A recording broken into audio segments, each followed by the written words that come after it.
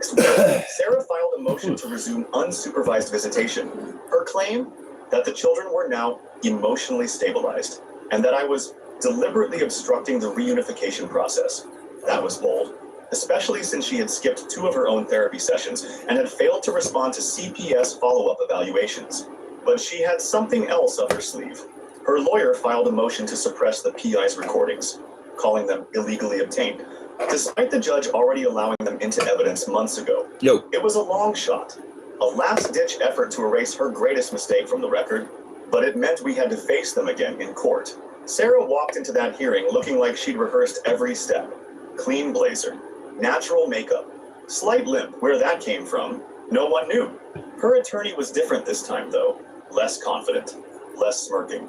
He began by listing all the ways I had harassed his client: the surveillance, the emotional misinformation, the public pressure from the blog post backlash that she hilariously wrote herself.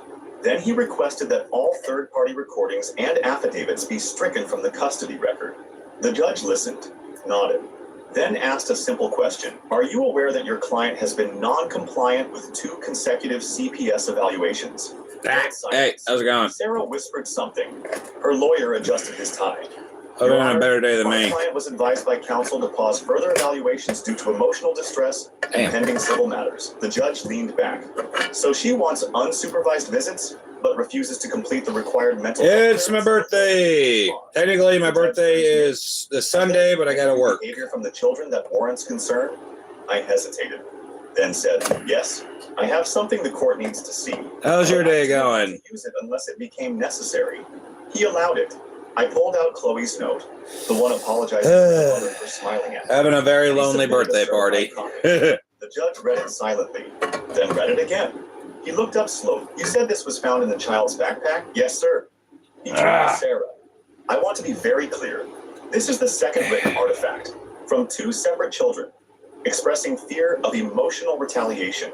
You are aware of what that means in the context of parental alienation? Sarah's face started to twitch. Her lawyer looked. Shows that everything's still working. The judge continued. I am not just evaluating custody. Thanks for the thanks. I'm evaluating. Thanks for everyone who says happy birthday. And what I'm seeing is a pattern of conditioning and coercion that borders on emotional abuse. Another year older, another year fucking dumber. You think you know everything because you wear that robe? She snapped. You have no idea what it's like to have your own children weaponized against you. He didn't flinch. I do. I've seen it more times than you could imagine. But the difference is, in most of those cases, the parent had the self-awareness to stop. Her lawyer tried to calm her. It was cheap. Chevy is called the heartbeat of America. Oven roasted ham, boiled broccoli, and garlic salt. This summer, Chevy drives America. Water. Chevrolet. Together, let's drive. I feel like I think I only spent about, I want to say $40 for all of it. Damn. Water. Aqua Cola.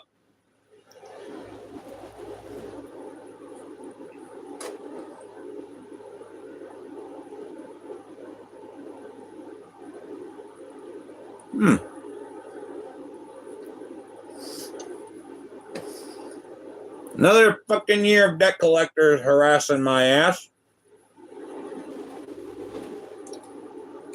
You what? You can't abandon me. He didn't. Another fucking year the judge of owing people money that I do not have. Everything shifted. The court ruled full legal and physical custody to me.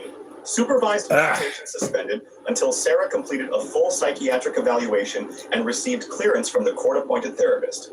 A formal referral to family court counseling for long. Fortunately, I couldn't afford any carrots. I would have loved to have added some mixed veggies to this. It had mixed veggies and ham, but I couldn't afford it. Unaware that her quiet little note had just cracked the entire system in half. And There's the American sound about, right? Not because he won, because he didn't have to choose anymore. Yeah. He could just be a kid again. I thought we were finally. Welcome to the U.S. of A. The kids were healing. And all I am is just another lost soul in hell. No lawyer, no credibility left, but I underestimated just how far someone will go when they've lost everything. It started subtly. A few emails at work flagged by HR. Subject lines like, do you know what your employee did in family court? Employer liable for allowing parental abuser in the office? At first, I thought it was spam. Then I read the message body. Word for word quotes from court filings. Have fun boxing. Context and stitched into a narrative. Remember to keep your head down, your shoulders tight. Manipulative, emotionally dangerous man. And the sender? Look like a butterfly, sting like a bee. The writing style, or just go full throttle and pound him into a corner and don't let him out. I asked the IT department to trace the source. They couldn't confirm definitively, but all the signs pointed to her. Then came the bombshell, an email to the board of directors, not just HR. A 6-paragraph. Try giving the fat to my cat, see if they'll like it. To finance a smear campaign against my ex-wife. She claimed I'd hired a private investigator on company time, misused funds, and even pressured a court-appointed therapist into biased testimony. She attached fake screenshots of Slack messages that didn't exist, fabricated. One even had a timestamp from a Saturday. I was called into a meeting. The VP of HR was sympathetic. She'd been through a messy divorce herself. But protocol was protocol. I was placed on administrative leave pending investigation. My stomach dropped. I'd spent 12 years building my reputation at that company. Led 3 product launches. Be right back. I'll grab some more water.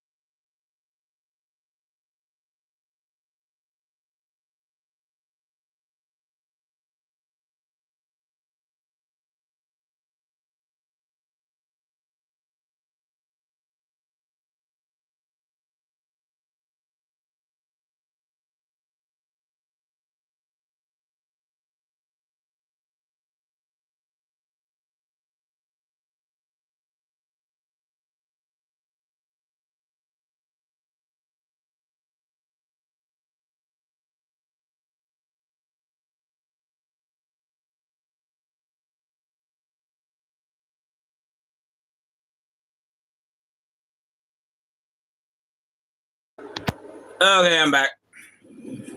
Sorry about that.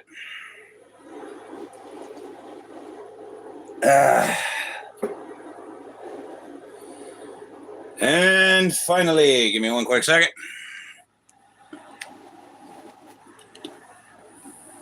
Birthday cake.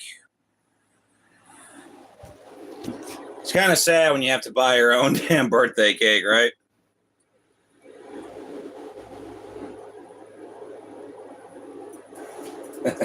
Mentored, staff.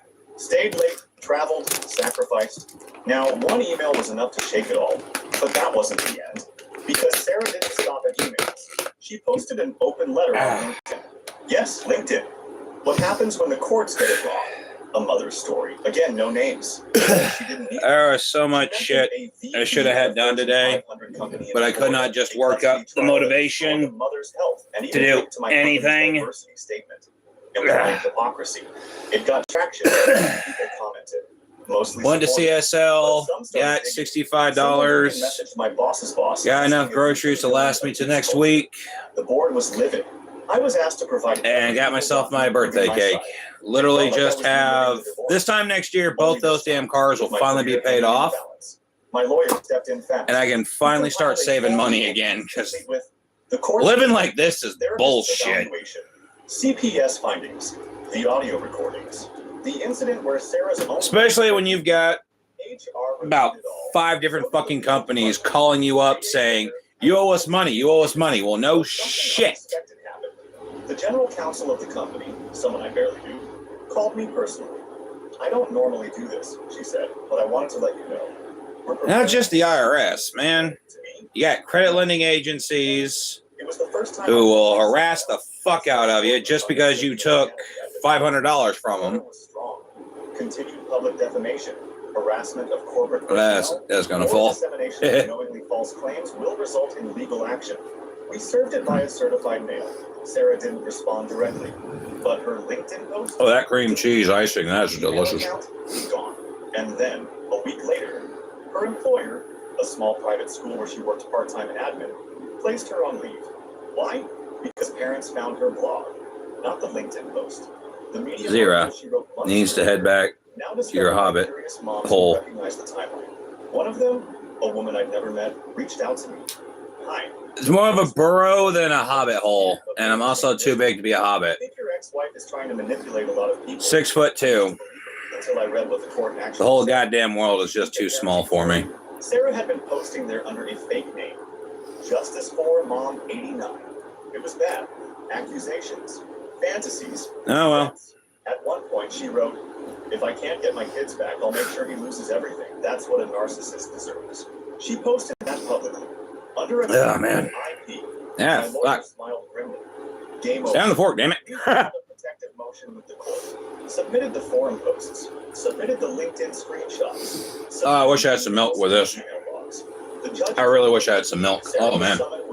This is very rich. I think it was only like $8 from Walmart. Just stared blankly as the judge read her the motion. Then looked up and asked, "Do you deny writing these posts?" She said quietly, "Do you understand that you are now in violation of a family court protective order, civil harassment statutes, and potentially, depending on how..." It's been a hell of a fucking year for me, man. Violations? No answer.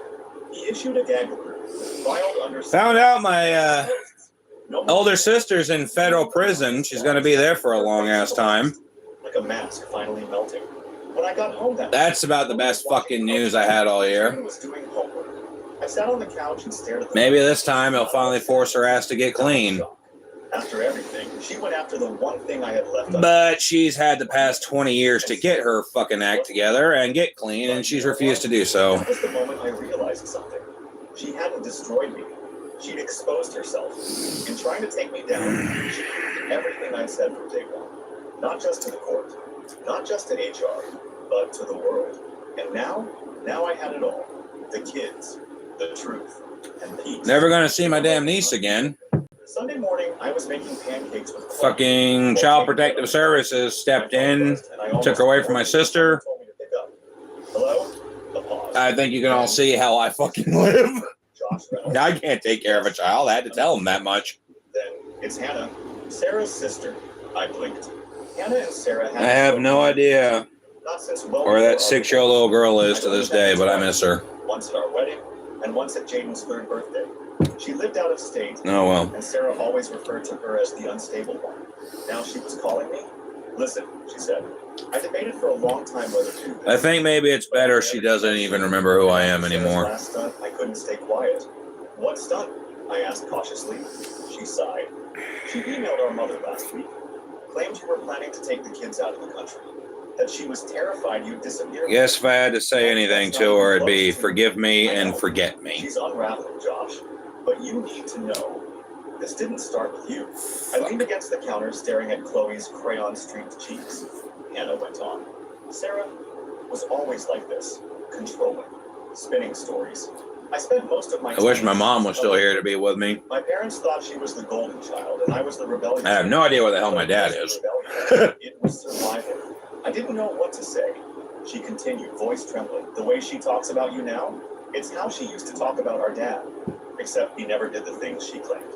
When she didn't get what she wanted, she'd escalate. First with words, then with fake injuries, then with threats. Just seems like She was a kid then?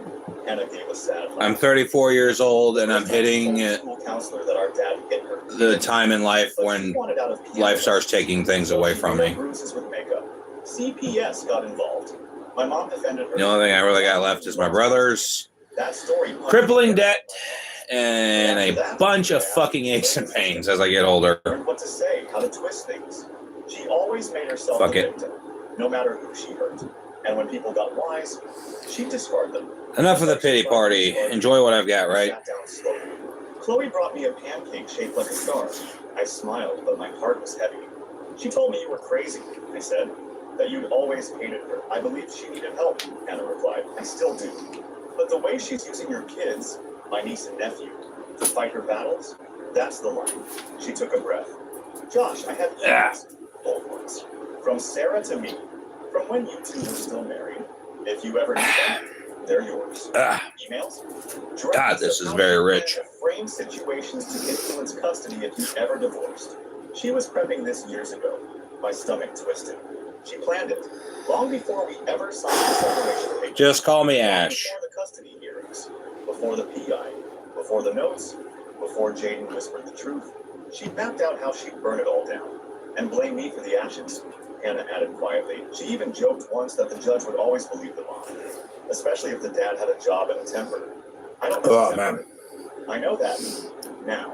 But Man, that cream cheese icing, it is super rich and super delicious. It made sense now. The way Sarah had orchestrated things so cleanly. The sudden therapy. I'm gonna have to go walk around my freaking neighborhood about 10 times, dude. I can physically feel the diabetes kicking in. Holy shit, this is awesome. Why now? I asked. Why tell me all this now? Because I saw what you did, she said softly. You didn't expose her online. You didn't weaponize the kids. You just protected them. That matters. I was silent for a long time, then said, if they ever ask about her, I don't want to turn them against her. I know, but I want the truth ready. For when they're old enough, I'll help however I can. We hung up. I stared at the wall for a long time. I was debating whether or not I wanted to get this for $8 or one of those, like, table-sized birthday cakes they had marked down for like $15. I'm like, 15 versus 8, 15 versus 8. I had to go with the $8 one. That's what I was hoping. Is it technically? It's cream cheese icing. I do like cheesecake, but cheesecake does not love me back. Definitely gonna have to get a Stairmaster. Oh man. Stairmaster or stationary bike? Oh man. Divorced men. What happened when she said everything she wanted? I don't think I'll ever forget the way she said it. Not the older I get, I just like the harder it is to not only just physically get myself out of bed anymore, but the harder it is to actually lose weight. No affair, no blowout fight. I've got several playthroughs of games that I've been playing on my playlists. She was a senior associate at a boutique law firm when we met. Brilliant, sharp, intimidating. All the way up till I think the middle of September is when my Monster Hunter episodes is finally going to stop airing, and I've got other stuff coming out after that. But I just had way too much Monster Hunter World footage recorded, and I basically just had to data dump all of it onto my channel. Charity galas and corrected your grammar mid-conversation. They tolerated me. Like a rescued mutt, they assumed Amanda would eventually return. At first, I thought it was just pressure. That once Amanda and I got through the early career stuff, we'd settle in. Build something real. But the truth is, she never wanted to build anything with me. She wanted to upgrade. It started with little comments. Do you really think that sheer dumb fun and guilty pleasure will always be Lollipop Chainsaw for me? Closes deals. I just don't want to spend my life waiting. I know, but it's a fun fucking game. The concept is just so out there and just so freaking hilarious. I love that game. A tax attorney named Graham, Oxford educated, luxury watch, teeth too white to be real. I found out about it 2 weeks after Amanda served me papers. She didn't even try to hide it. She said, we've been talking for months. I think it just made things clearer. The divorce? Brutal only in how clean it was. She had a prenup, ironclad, drafted by her firm. I signed it when I was broke and stupid in love. It guaranteed I'd walk away with what I came in. I will say this: Resident Evil is always going to be my comfort game. I love that series. I've been playing it all the way since RE1 on PlayStation 1. She kept the car, the rings, I kept the silence. I have mixed feelings about the remakes they've got coming out. I thought the remake to RE2 was good. I thought the remake to RE3 was absolute garbage because they basically turned Jill into an unstoppable super soldier, which was completely fucking stupid in my opinion. They really seem to have hit that fine balance with Resident Evil 4 again, and I'm fingers crossed that Resident Evil 5 remake holds up to that. We didn't know if it would work, but we cared. All those years of being the underachiever. Like, the one thing I would love to get this year, or next year, would be a Resident Evil 5 remake come out. That is always going to be my top 10 favorite Resident Evil game. Now vintage, and I own the building where that brunch place used to be. But that's not even the good part.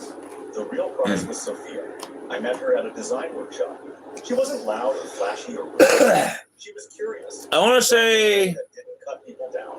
October of either last year or the year before last. I was coming home from work. Keep in mind, it's late fall, early winter. It's like 40, 50 degrees outside, or especially where I live. Pulling into the road that leads to my place, and I see this dude in 50-degree weather, completely shirtless, wearing a pair of old, worn-out jeans, just hunched over. I could literally count the bumps down his spine and count his fucking ribs. Like, the guy was just all skin and bones. He got covered up in my headlights. He kind of yanks back to look at me, and I see he's eating a dead groundhog that was hit by a car God knows how long ago. And the only thing that clicked in my head was the first encounter with a zombie from Resident Evil 1. I basically just smashed the button to make sure my car doors were locked and just slowly moved away. Because that dude's fucking pupils were like yay damn big. They were not dilating. Intellectual property. Oh, God, I got home, locked all my fucking doors. Locked all my windows, and I slept with my shotgun by my bed just in case. That scared the shit out of me, man. I don't know if that was somebody's Halloween prank or was that fucking real, but considering where I live and all the drug addicts in the area, that was probably real. That scared the shit out of me. Holy shit. Photos of her blog, quotes from her interviews, side-by-side comparisons like some deranged PowerPoint presentation. Oh my God. And it changed everything. Taken from her private blog. I think the dude was probably about the only person with late 40s, maybe mid 50s. It wasn't shared. Somebody had, but I was just not expecting a real life meth zombie on my way home that night. It wasn't about likeness. It wasn't even about me. It was about her. Amanda had been watching us, studying us, and she just made a mistake big enough to blow this case wide open. We stared at the screenshot in silence. I think the thing that scares me the most is I've not seen that dude since. I know we got a bunch of homeless people wandering through the area. She whispered. That was the moment. This wasn't some unhinged lawsuit about hairstyles. I do know. Amanda had hacked her way into Sophia's drafts. 4 years ago, back when I was working for Burger King, this wasn't just petty. I worked second shift, so I was the closer. A calm but sharp woman named Rachel, recommended by a former investor's wife, looked up from the document. Thank you. I was back at Burger King. We're closing up, so everything's already shut down. We're trying to clean up. We're trying to get the hell out of there, go home, call it a fucking night. And all of a sudden, I just hear this loud bang, bang, bang on the fucking glass of the drive-through window. It scared the ever-loving shit out of me. I head back to see what the commotion's about, and there's this lady about 40 through, completely topless, and her eyes were probably about the size of silver dollars. They were not fucking dilating, and I opened the window because I didn't know what the fuck was going on. She goes, "Hey, y'all got any food left?" No, it's 2:00 in the morning. Everything's shut down. We're throwing everything out. So I can't get any free food? No, ma'am. I'm sorry. You want me to get the manager so they can confirm it? Yes. Okay. Closed the fucking window. Made sure it was locked. Ran over to my manager. Was like, "You're not going to believe this shit." Told her exactly what was going on. She didn't believe it. Till she went to the fucking back window. And the lady is still fucking standing there. Still got her girls out. Still it's fucking cold, so they're very damn perky. And asked her the same question. The manager had to explain to her that everything's shut down. We don't have any food to give her tonight. And she just goes, "Oh, okay." And just walks off into the fucking night. Rachel sent it to a contact. Where was her clothes? Didn't have to wait long. The email I remember asking her that before she walked off, and she just goes, "Oh yeah, they're back there." Okay, so why don't you grab your clothes and put them on, lady? It's like 60 degrees out. I'm okay. And just walks off into the fucking night. Just stalked us. She'd used her corporate device. I will say this, her teeth look like fucking graham crackers. She was sloppy, and it was about to cost her. When we added the metadata to Or about as black as ink. Now we have leverage. That same day, Amanda's team filed a motion to dismiss. Oh, man. Just like that. They realized I will never understand why people destroy themselves through drugs. the motion to dismiss wasn't an apology. It was I know that's rich coming from me, considering I smoke, but still, the very next week, Sophia got a letter that is pretty fucked up. from Amanda's father. A full page, personally signed. Hang on. Was this on the... Yeah, I know my birthday is technically this Sunday, but I have to work on that Sunday. So go ahead and get this out the way. Plus, I already got the cake. I humbly ask that you consider dropping the counterclaim, if only for Amanda's mental health. Sounds like a bad drug. She probably didn't even feel how cold she was. If you want to impress I got sober 5 years ago. I'm good for you there, Doc. Good for you there. She didn't say a word. Just folded it. Holy shit, man. into a drawer and said, let's give them something they actually have to worry about. The next 24 hours were a flurry of legal prep. Rachel filed a restraining order based on digital harassment, unauthorized. I don't want to say I'm super friendly with my neighbors, but I am Here's where it got truly on a smile and wave basis. We received an anonymous Dropbox link. I remember one of my neighbors who lives just down the road from me. He's got like Slack messages, 8 cows, snippets of her chats, and Photoshopped images comparing their appearance. I'm going to work one day, and I see like 4 or 5 cop cars and an ambulance coming out of his barn. And one final file. Finally get a day off. I go down there and ask him, like, "Dude, what happened?" You know, there was like 4 cop cars. There was an ambulance. You got people coming in and out of your barn. Are you okay? Is your son okay? He goes, "Oh, yeah, we're fine." And he just says this, like, so calmly, so mundane, like he's just telling me the weather. And I go, "Well, what happened? Did someone get hurt?" "Oh, yeah, somebody's dead." How? Apparently some dude got drunk and tried to rape one of his cows. But holding a folder in her hand. Have you ever tried not to fucking laugh at a tragedy? Your Honor, Apparently this cow crushed this dude's rib cage in compiled by witness. as he tried Amanda stood up. to assault her. She was terminated 6 months ago. The judge looked unimpressed. Let her speak. Camille stepped forward and said 6 words that cracked the courtroom. Drugs and alcohol make you do stupid shit. Even the judge. Oh my God, dude. Camille went on to explain that Amanda Oh God. instructions to monitor Sophia's online activity. That Amanda even asked her to create. I really had no fucking words. That the screenshots. He was on shrooms, lol. Camille had compiled most. I guess. Under pressure during work hours on lawful. All I know is that a dude is dead because a cow killed him 6 months prior. because he tried to sexually assault the cow. The judge sat still for a full 10 seconds.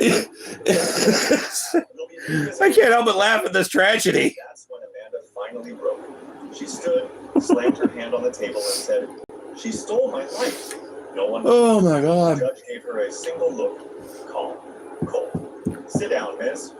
Green. Before you lose more than just your case. The silence after Amanda's courtroom outburst. She stole my life. Not they. Not they.